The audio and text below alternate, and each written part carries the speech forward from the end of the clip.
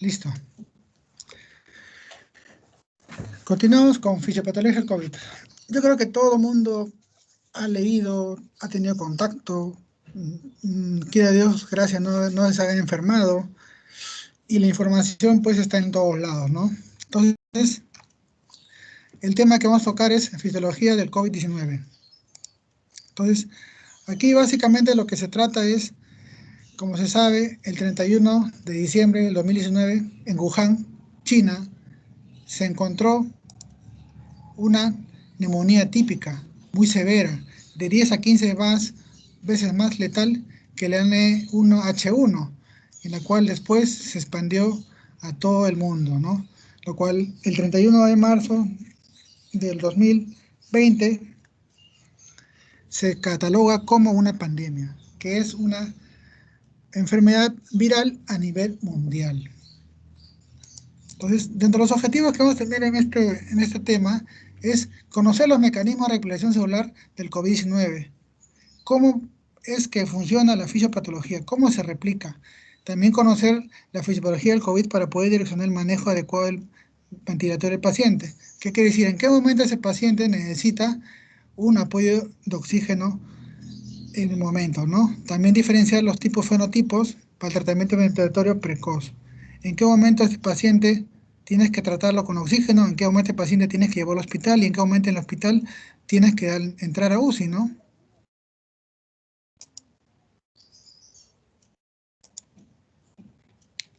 Comenzamos. Si es verdad, el COVID ataca a todos los órganos, ya sea al pulmón, al corazón, al riñón, al sistema nervioso central, al sistema endotelial y al intestino, en realidad a todos los órganos. A nivel pulmonar, ataca específicamente al neumocito tipo 2. ¿Y cómo lo ataca? El COVID tiene 4 tipos de proteínas ya principales. La S de espiga o spike, la M de membrana, la N nucleocápside y la E de envoltura. Donde nos vamos a centrar es acá en la spike o la espiga. ¿Qué es la que se va a conectar con la EK2 que está en todos los órganos? Por eso que le digo que tiene predicción en todos los órganos. Y mediante la serin-proteína transmembrana va a hacer que esta serin-proteína transmembrana, una vez que se ha unido eh, la proteína spike a la ECA, pueda servir de cofactor. Va a clivar la proteína S, la va a partir para que por ese lado pueda entrar el material genético dentro de la célula. Entonces, al entrar el virus a la célula, ¿qué va a pasar? ¿Quién también va a entrar? La ECA2. Entonces, ¿cuál es lo malo de esto? ¿Por qué se produce tanta reacción inflamatoria, la inflamación fibrótica y oxidante? Porque el ECA2 es muy importante, porque ayuda a convertir la angiotensina 2, que tiene un efecto inflamatorio, fibrótico, oxidante, y lo convierte a 1.7. Entonces, como el coronavirus se lleva internamente al ECA2, va a faltar ECA2, entonces no se va a convertir la angiotensina 2, que hace mal al cuerpo, porque reacciona, hace una reacción inflamatoria, antifibrótica y oxidante, y va a hacer que obviamente se pierda ese efecto que normalmente se tiene con el ECA2, que es un efecto antiinflamatorio, antifibrótico y antioxidante. Entonces quedó claro esto de la unión de la spike o espiga con la ECA2 y por medio del cofactor serin-proteína transmembrana cliva la proteína esa para que pueda entrar el material genético del virus. Quedó claro. También hay otra manera, a través de la proteína CD147, que también puede encontrarse en vías respiratorias, células inflamatorias, epiteliales, anteriores y sistema nervioso central. Y también interactúa con la proteína S, spike o de espiga, y también permite la entrada del virus, ¿no? Ahora, ¿y cómo entra el virus? ¿Por qué? ¿Por qué? Por medio de las importinas. Las importinas hacen que muevan dentro de la célula y pueda enmascarar, pueda inhibir o suprimir la reacción inmunitaria ante el COVID. Entonces, es una razón muy importante también por la cual también produce cierta resistencia, ¿no?, al sistema inmunológico. Porque al entrar a la célula no solamente inhabilita, sino que también bloquea o exacerba la reacción inflamatoria. Entonces inhabilita y exacerba. Ahora, tanto ya sea a nivel de ECA2 y a nivel de serina proteína transmembrana o a nivel de CS147 va a causar una apoptosis. Pero en este caso no va a ser una apoptosis cualquiera, se va a llamar piroctosis. Si yo les pregunto qué es piroctosis, es la muerte celular programada que normalmente en el cuerpo tenemos, que es la apoptosis,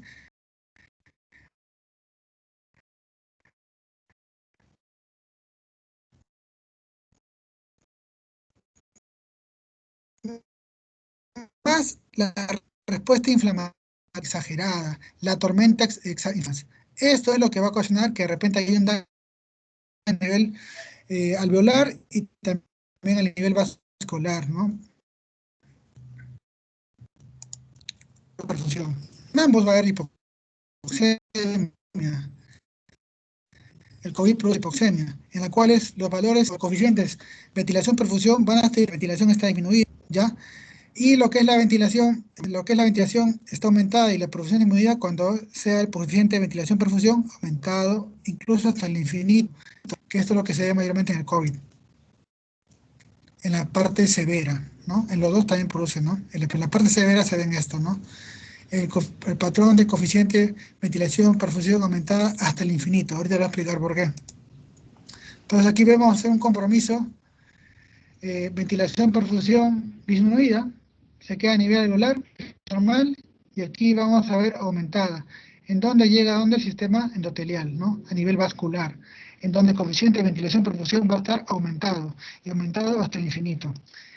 Lo normal, el resultado que cuando se vea un equilibrio, pues se vea un valor de resultado de 0,8. Por ejemplo, acá en causa de problemas como asma, como fibrosis pulmonar, aquí vamos a ver que va a estar disminuido, pero donde se va a elevar al infinito es cuando el coeficiente de ventilación-perfusión esté aumentado. O sea, aumentado hasta el infinito.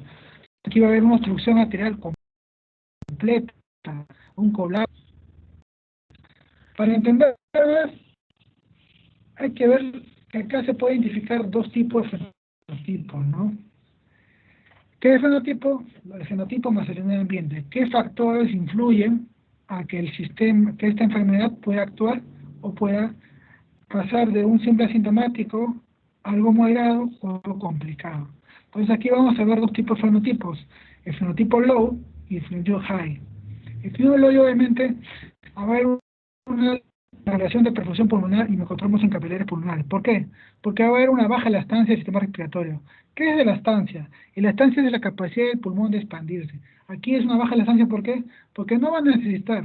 El pulmón aún se compensa. Entonces el paciente no va a estar tan disneico, no va a haber tiresis intercostal, no va a haber cianosis distal, y por ende la saturación va a estar en valores que oscilan, pues obviamente mayor al 93%. La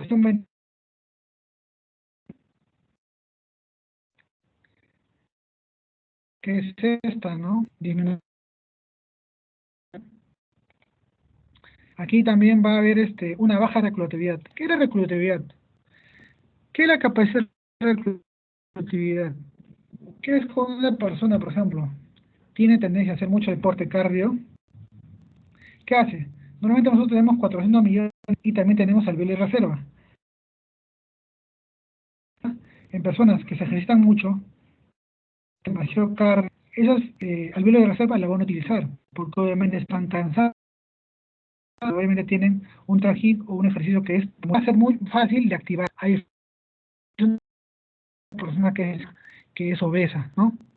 Entonces, ¿qué quiere decir baja reclutabilidad? Que no se va, y por ende, este paciente, por ejemplo, no se va a poder, no va a tener pobre respuesta positiva al final de expiración en pacientes que están intubados, por ende no se va a poder necesitar intubar, y la posición en prono va a ser limitada. O sea, en estos pacientes tipo low, no necesariamente tienes que poner. Y también vas a ver que acá es un peso molecular, el peso pulmonar es bajo. Doctor, El buenas patrón tardes. vidrio esmerilado, que ojo, ¿me escucha? Doctor, se escucha entrecortado, disculpa. Ya. ¿De qué parte ¿De qué parte no has escuchado? Doctor, no sé si le pasa lo mismo a Doctor, mis compañeros, pero no se ven las diapositivas. No sé si puede dejar de ¿Me compartir y volver a escucharán? compartir. Sí se ven las diapos.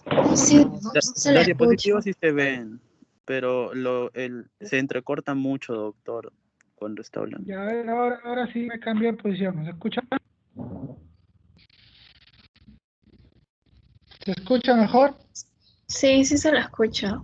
Doctor, algunos compañeros están presentando inconvenientes. ¿Cree que pueda dejar de compartir y volver a compartir para que le puedan aparecer las diapositivas? Ya. Voy a hacerlo entonces, un momentito.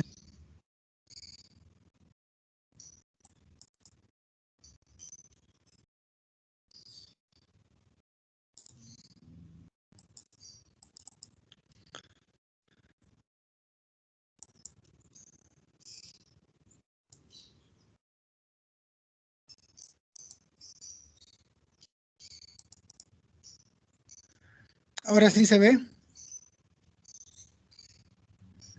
Ahora sí se ve. Sí, doctor. Sí. Ya, listo. Los que estaban presentando inconvenientes pueden ver las diapositivas. Sí ¿De se qué ve. parte quiere que repita? Sí, sí se ve. ¿De qué parte quiere de fenotipo L le repito? ¿Está bien o antes? Desde ahí, doctor. Sí. Alumnos, dígame, ¿desde aquí está bien o desde dónde no ha escuchado? Sí, doctor, desde ahí, desde el inicio de esa diapo. Ya, listo. Entonces, aquí vamos a identificar dos tipos de fenotipos. El low, que es el L, y el high, que es el H. Entonces, ¿para qué nos sirve? Para poder identificar en qué momento el paciente necesita de repente una mascarilla de Venturi, una cámara de alto flujo, o de repente necesita pues que esté en UCI entubado, ¿no? Entonces, para eso nos sirve esto, identificar. Por ejemplo, en el fenotipo low, que entre comillas es el más suave, va a haber una baja elastancia. ¿Qué es la elastancia? Es la capacidad del pulmón de expandirse. En este caso, ¿por qué se denomina baja elastancia? Porque el pulmón no va a necesitar mucho la compensación del pulmón de expandirse. Ahora, aquí hay una baja relación de ventilación-perfusión, en la cual una hipoxemia por pérdida va a haber una baja regularidad. Lo que le explicaba de regularidad son que nosotros tenemos aproximadamente 400 millones de alveolos que lo utilizamos, pero también tenemos alveolos de reserva. Esos alveolos de reserva van a funcionar en compensar mucho mejor en personas que son deportistas, en bastante cardio, ¿no? Que troten, que corran, que hagan natación, porque ellos en esos momentos utilizan esos alveolos de reserva y por ende es muy fácil compensar. Por eso que de repente hay personas que de repente tú aparentemente ha tenido, es asintomático o ha sido un COVID suave. Y cuando le sacas una tomografía, ves una afectación de hasta 3. ¿Por qué? Porque los alveolos de reserva pues, se han activado. Porque esa persona que hace bastante deportes, cardio, hace que se activen y sea más fácil que los alveolos respondan. Entonces, en este caso, el fenotipo L va a haber una baja reclutabilidad porque no se necesitan aún. Entonces, estos pacientes intubados no es necesario. No es necesario que lo intubes acá.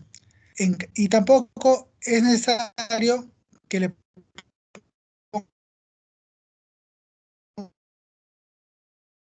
pongas le es bueno o le ayuda, no. Y eso lo puedes ver con el fenotipo.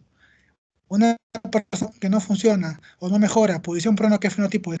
Ahora, el bajo peso pulmonar quiere decir que aquí todavía no hay un edema pulmonar, que aquí todavía no se llena o no se obstruyen los alveolos. Fotografías, va a haber un leve patrón esmerilado, leve.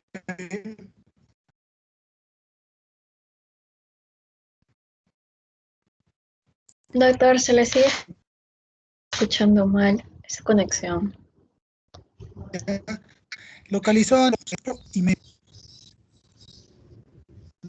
escucha? Se escucha muy entrecortado, doctor. Se le escucha muy entrecortado. Demasiado entrecortado. A ver, voy a cambiar la posición, ya un ratito, ya. Disculpen.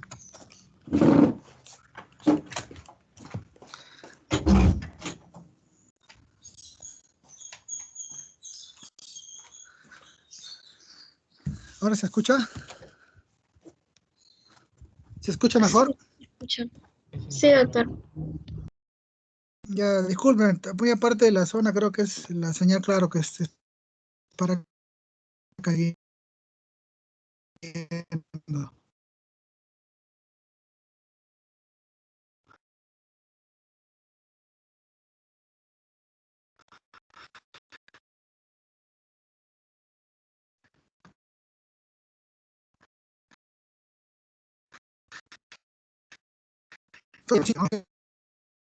Postal, disneicos, ¿no? Agitados.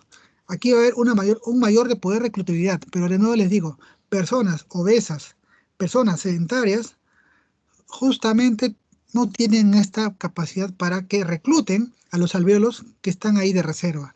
Entonces, aquí es verdad, se necesita un mayor poder reclutabilidad, pero depende mucho de la persona, por eso que el fenotipo es importante. Depende del medio ambiente, ¿de quién? De que esa persona pues no haga ejercicio, que esa persona pues sea obesa. Aquí sí hay el coeficiente de ventilación, perfusión es alto, es elevado. Ustedes todavía no llevan radio. Es una en la cual el patrón virus meridiano, ¿cómo está? Está parcial, está segmentado a nivel de cisuras, está generalizado.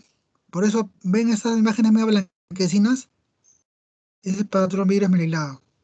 Está difuso, bilateral y a predomine bases.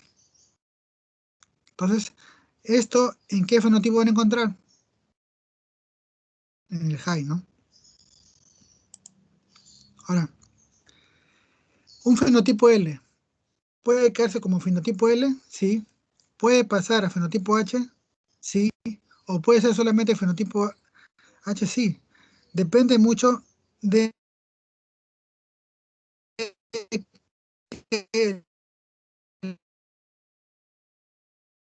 el paciente, pues, si tiene enfermedades crónicas, si es hipertenso, no controlado, si es diabético, también, si tiene algún cáncer, también, si tiene insuficiencia renal, también. Entonces, todo eso va a hacer que se descompense y de repente pase de un fenotipo L a un fenotipo H.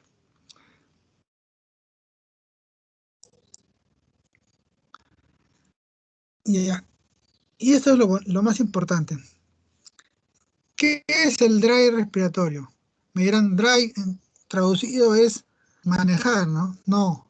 Aquí el dry vamos a tomarlo como el trabajo respiratorio. ¿Cuál es la finalidad de esta clase?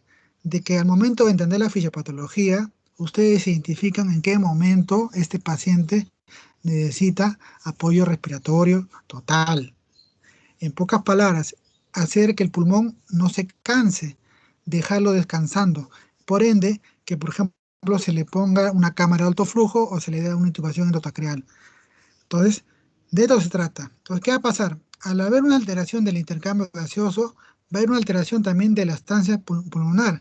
El pulmón no va a poder expandirse y eso va a causar que el pulmón comience a cansarse, comience a trabajar más. Entonces, eso va a desencadenar a una lesión pulmonar autoinducida. ¿Por qué? Porque el pulmón está que se cansa, el pulmón está que poco a poco se agota. Entonces esto va a causar un aumento de las oscilaciones de presión esofágica y también va a haber un aumento de estrés transpulmonar. Y esto va a causar una ruptura capilar o un rompimiento capilar.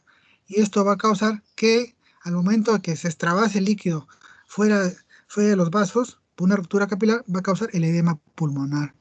Y esto es lo que hay que tratar de evitar. Este es aquí el asunto. Tratar que si una persona, identificar en qué estadio está o en qué fenotipo está. Si está en el high, inmediatamente necesita soporte ventilatorio.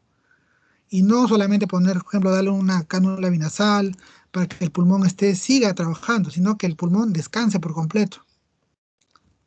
y mientras más antes sea mejor, porque como debo recalcar, es evitar que el pulmón hasta que el sistema inmunológico reaccione, porque al final el paciente se complica. Al final hay pacientes que tienen 3 semanas en hospitalización, ya venció el virus, pero ¿qué es lo que pasa? Las secuelas son lo que mayormente lo matan. Entonces, bien cierto que hay una hipoxemia, bien cierto que va a causar un edema pulmonar al final, por una rotura capilar, porque el trabajo respiratorio va a aumentar. Y acá lo importante, ¿no? El neurotropismo del SARS-CoV. Es algo que recién se está conociendo. Aquí vamos a encontrar lo que es la hipoxemia feliz. A ver, algún voluntario, ¿qué creen que es una hipoxemia feliz? A ver, delegada. Delegada. Sí, doctor. A ver, ¿qué entiendes por hipoxemia feliz? La hipoxemia es cuando hay un bajo Contenta. nivel de oxígeno. Sí. Ah, será cuando la persona está, o sea, cuando los niveles de oxígeno son muy bajos, algo así. Ya. ¿Qué es hipoxemia feliz? Como le dije, a ver, ¿quién tiene a ver voluntario? ¿No se le denomina hipoxemia silenciosa? Cuando se cambia el monóxido por el oxígeno, el monóxido por el oxígeno. No. Bueno, algo creo que dijeron hipoxemia silenciosa, pero lo que llamamos hipoxemia feliz es que como tiene una fijación al sistema nervioso central, por eso que hay afectación directa con el sistema nervioso central, ¿qué hace? Que el paciente tenga un periodo, entre comillas, de compensación. ¿Por qué?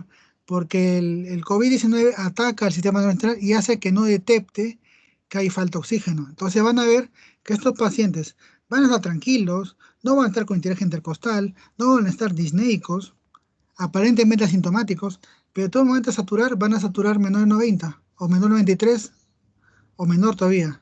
Entonces, eso es lo que es la hipoxemia feliz, que este paciente está con hipoxemia, pero no se da cuenta. O como le dijeron, hipoxemia silenciosa, ¿no? En la cual, ¿por qué? Porque hay un neurotropismo del COVID directamente al sistema nervioso central. Tiene una fijación, entonces bloquea que el pulmón diga que me falta oxígeno, ¿no? Entonces, va a haber otras fallas como delirio, alteración en la cognición y anomia, ¿no? ¿Me entendieron? Eso es la hipoxemia feliz, ¿verdad, no? Sí, doctor. Ya. Aquí entre los tipos de evolución está la hiperaguda, que son aquellos pacientes con hipoxemia severa súbita, o sea, de un momento a otro, de 5 a 7 días de periodo de incubación, ¡pum! De frente con los síntomas, desatura, con fiebre, malestar general, disnéico, entonces es inmediato, ¿no? Y aquí pues necesariamente en esta fase hiperaguda, en la cual está desaturando, pues dependiendo si es menor de 93, ya necesita una cámara de alto flujo, ¿no? O si es menor de 89, necesariamente tiene que ir para entrar a UCI. ¿Qué es la indolente mejoría, no? Son pacientes con moderada o severa hipoxemia, pero un moderado trabajo respiratorio, o sea, está en el intermedio, en que si es que se mejora o en que empeora. Entonces, mayormente, pues en este caso, pues se puede tratar con una cámara de alto flujo, ¿no?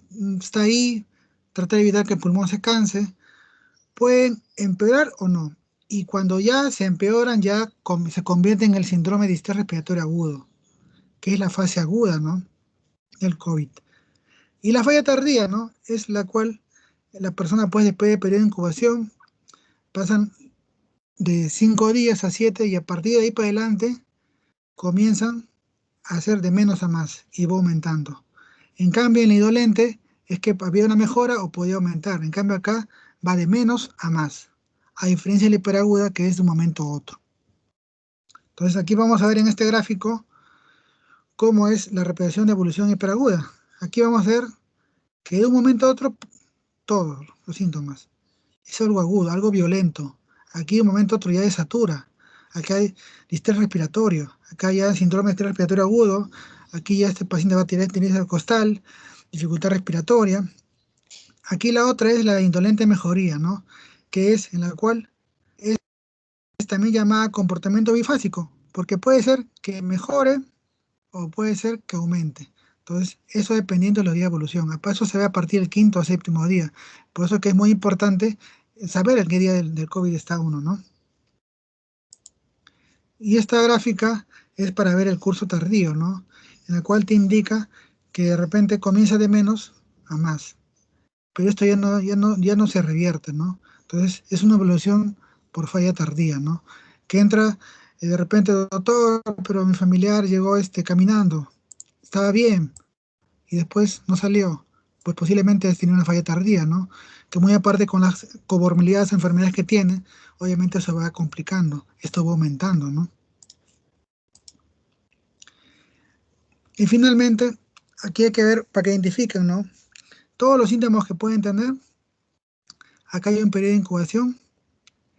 Aquí básicamente, pues, en qué momento llevar al hospital o no. Pero vamos a ver, del 5.º al 7.º día es el día que de repente uno puede identificar en qué momento está en este periodo crítico acá de comportamiento bifásico con inherente mejoría, o de repente en qué momento de acá está de menos a más en una falla tardía.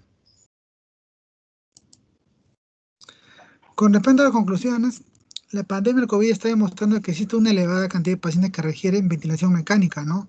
Entonces, la elección de tipo de soporte invasivo, ¿no? Debe centrarse básicamente en fisiopatología del COVID. ¿Por qué? Porque identificar si este paciente, en qué estadio está, pero básicamente si es que tiene todas esas complicaciones, porque hay que evitar que este paciente, su pulmón se canse. Doctor, tengo mi familiar que llegó caminando y después necesitaba cama UCI y no había y falleció. Doctor, ¿usted cree que podía haber vivido? Bueno, en realidad son muchos factores, pero se dice que una persona que necesita o tiene un PAFI, que es el examen de gases arteriales, menor a 100 y no entra al servicio de UCI dentro de 24 horas, tiene un pronóstico malo. Y si así a pesar entra a UCI, doctor, ¿se puede salvar? Es incierto. Pero lo que sí, lo normal es que el PAFI normalmente es mayor a 300, es una persona que está sana.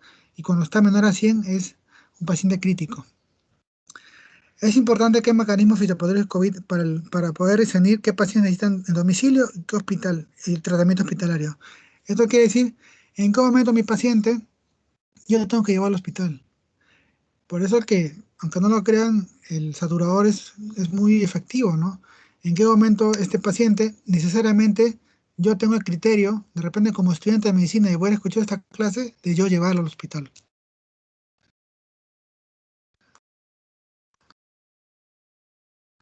Eso, si tiene vida sedentaria y tiene comorbilidades, por ejemplo, es hipertenso, es diabético, tiene enfermedad renal. Entonces, obviamente ese paciente que está saturando, por ejemplo, menor a 23%, tiene que llevarlo al hospital. Porque ese paciente lo que está haciendo es que su pulmón se está cansando. Entonces, tú vas al hospital y no da recalco, le sacas un PAFI y va a estar con PAFI menor a 300. Entonces, es tratar de ganarle el tiempo hasta que el cuerpo pueda reaccionar.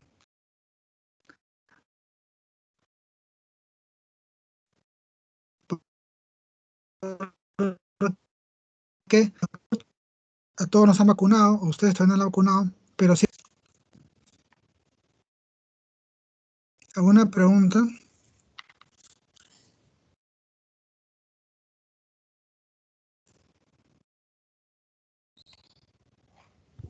No, doctor. Ya listo, chicos. Entonces, lo de la primera y segunda exposición le voy a mandar la referencia bibliográfica. Disculpen, pero por el tiempo se habrán dado cuenta que son temas muy amplios. Inmunología mayormente es una especialidad de 3 años. Son libros que tratan, en su nueva currícula, creo que ustedes lo van a llevar en 6.º año como inmunología. Recién, antes no lo llevaban, pero ahora sí, así que obviamente es básicamente centrarnos en la fisiopatología acá, ¿no? Lo del SIDA también trata de hacer lo más simple, la información es bastante, pero lo ideal es comprender, ¿no? A qué nivel ataca y obviamente cuál es la función, ¿no? del VIH, ¿no? Es inhabilitar al linfocito CD4, que como les dije en la imagen anterior, que es el que va a repartir y va a comandar que los linfocitos CD8 y los macrófagos puedan atacar a lo que son al virus mismo, ¿no? Listo. Entonces, por favor, a mi grupo de práctica, ya para comenzar la práctica, ¿ya? Muchísimas gracias. Buen fin de semana. Hasta luego. Gracias, doctor. Buenas tardes. Gracias, doctor. Buenas tardes. Hasta luego, doctor.